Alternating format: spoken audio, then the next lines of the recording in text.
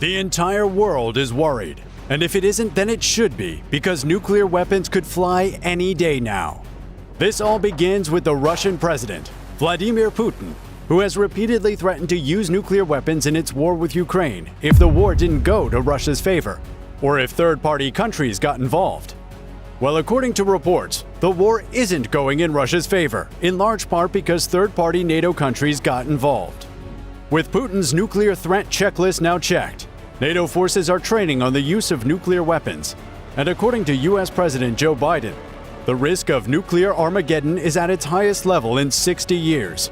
And it's no news that a nuclear Armageddon is the one event that can destroy the world as we know it, thanks to the destructive power born from how nuclear weapons work. Briefly, we become scientists for a minute. It all boils down to the atoms. At the center of every atom is a core called the nucleus, which is composed of closely bound protons and neutrons. While the number of protons is unique to each element in the periodic table, the number of neutrons can vary. As a result, there are multiple species of some elements, known as isotopes. These isotopes can be stable or unstable. Unstable atoms do long to be stable, though, and in their attempt to achieve that status, they must shed their excess neutrons, as it is what makes them unstable.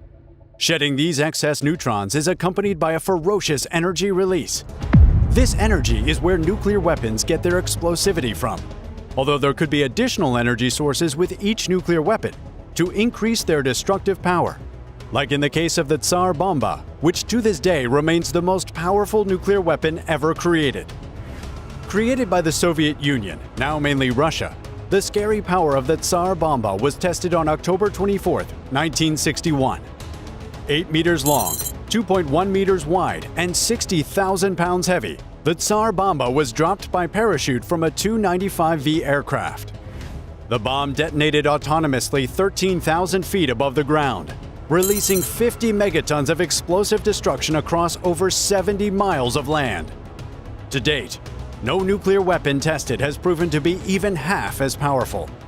The Tsar Bomba was a testament to the nuclear might of Moscow, which is why it is impossible to ignore Russia's nuclear threats today. In addition to Putin's verbal threats, some events have caused worry across the international community regarding the likelihood of seeing Russian nuclear weapons fired at Ukraine. One such event is the liberation from Russian control of annexed regions of Ukraine. On September 30th, Russia announced that it had annexed 4 regions of Ukraine: Luhansk, Donetsk, Zaporizhia, and Kherson, with plans to make them officially part of Russia. However, Russian forces are currently being forced to retreat in at least 2 of those regions, as Ukrainian forces continue to advance. Russia has no plans to let go of these territories, and the question remains as to how far Putin would go to ensure that. Nuclear weapons, maybe? Observers have noticed some indications of nuclear-related activity inside Russia. On October 3rd, The Telegraph reported a train was spotted with armored vehicles belonging to the 12th Main Directorate of the Russian Ministry of Defense, which is responsible for the physical security of Russia's nuclear weapons. The vehicles are typically assigned to units protecting nuclear weapons in the field. 4 Tu-160 Blackjack bombers and 3 Tu-95 Bear bombers have also reportedly been spotted at Alenia Air Base in northern Russia after they arrived sometime in late September. All 7 of these bombers are capable of launching nuclear weapons. A report in Italy's La Repubblica newspaper then says Russia may be close to a live test of its 100-ton torpedo, called Poseidon, which is big news. The Poseidon torpedo is one of a slew of new weapons introduced by Russian President Vladimir Putin. The torpedo is an autonomous weapon system, meaning it can navigate to its target on its own without external control. It travels at a speed of 70 knots or higher and can dive to depths of up to 3,280 feet, farther than NATO submarines and their torpedoes can dive. It has a nuclear propulsion system that gives it virtually unlimited range while being armed with a 2-megaton nuclear warhead. That's 125 times more powerful than the 16-kiloton Little Boy bomb dropped on Hiroshima.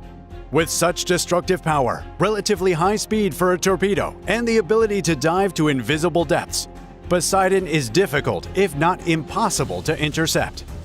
Such a weapon fired at Ukraine, or the 7 bombers spotted at Olenia Air Base delivering nuclear weapons into Ukraine, would be disastrous for Ukraine. But it could also be disastrous for Russia, because NATO might be left with no choice but to respond with some nukes of their own flying into Russia. Of the NATO member states, 5 states, Belgium, Germany, Italy, Netherlands, and Turkey, all have nuclear capabilities from NATO's nuclear sharing arrangement, with each of these countries hosting 20 American nuclear weapons in their territory and providing aircraft that will wield these weapons. France, the UK, and the US, on the other hand, are all considered the main nuclear powers. France currently has a stockpile of 300 nuclear warheads, down from a peak of 540 warheads. Combined, France's strategic arsenal has a destructive power of 51.6 megatons, more than that of the Tsar Bomba. France is one of the 5 recognized powers that signed the Nuclear Proliferation Treaty, alongside Russia, China, the UK, and the US. The treaty encouraged the retirement of most of the world's nuclear warheads, up to 90% of nuclear warheads in the case of the US. The UK is another of these 5 recognized powers. The country currently has a stockpile of 225 warheads, down from a peak stockpile of 520 warheads. The farthest flying of the current warheads can fly as far as 7,500 miles, just shy of the diameter of the planet. The US is the 3rd recognized NATO power in the treaty and by far the largest nuclear state in NATO. In fact, the US was the first country to manufacture nuclear weapons and is the only country to have used them in combat, referring to the Little Boy and Fat Man bombs, which were used in the atomic bombings of Hiroshima and Nagasaki in 1945 to bring a destructive end to World War II. The US government has spent at least $10.1 trillion in present-day money on nuclear weapons. This would, among other things, fund 1,054 nuclear tests between 1945 and 1992. The largest of these tests happened on March 1, 1954, when a hydrogen bomb named Castle Bravo was deployed. The bomb produced a yield that changed the weather and exceeded even the calculation of American scientists: 15 megatons.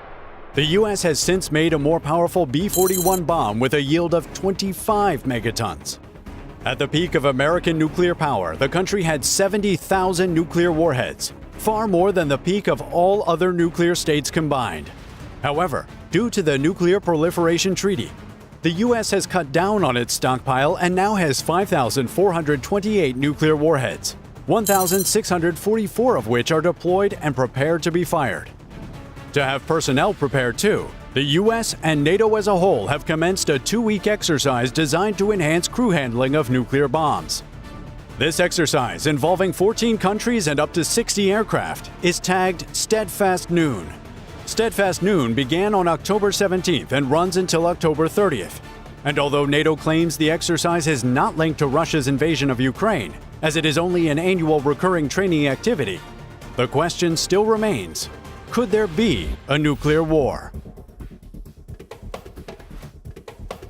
With NATO jets flying in Steadfast Noon and Russian nuclear threats flying every time Ukraine makes some progress in repelling Russian forces, it is easy to expect nuclear flying anytime soon. In fact, former U.S. Secretary of Defense William Perry, an expert on nuclear weapons and nuclear policy, and someone who's met Putin many times, thinks Putin could use nuclear weapons to achieve victory and thereby ensure the survival of his, quote, regime. Many of Russia's nuclear forces are already on alert, while the U.S. and other NATO allies are stepping up monitoring of Russian military movements in an attempt to catch any signs of imminent weapons use. However, despite all of these, the chances of a nuclear war may not be as high as it seems. There's simply too much to lose, even for Russia, should a nuclear war ensue. The mutually assured destruction between Russia and NATO has been enough to keep everyone off their nuclear buttons for over 70 years. And it will likely remain that way for the foreseeable future. Still, should Russia go against all odds by deciding to launch nuclear weapons and force NATO to retaliate, it's safe to say that NATO is prepared to use nuclear weapons, and their forces have been training for it. This is only one of 2 ways to ensure that Russia stays in line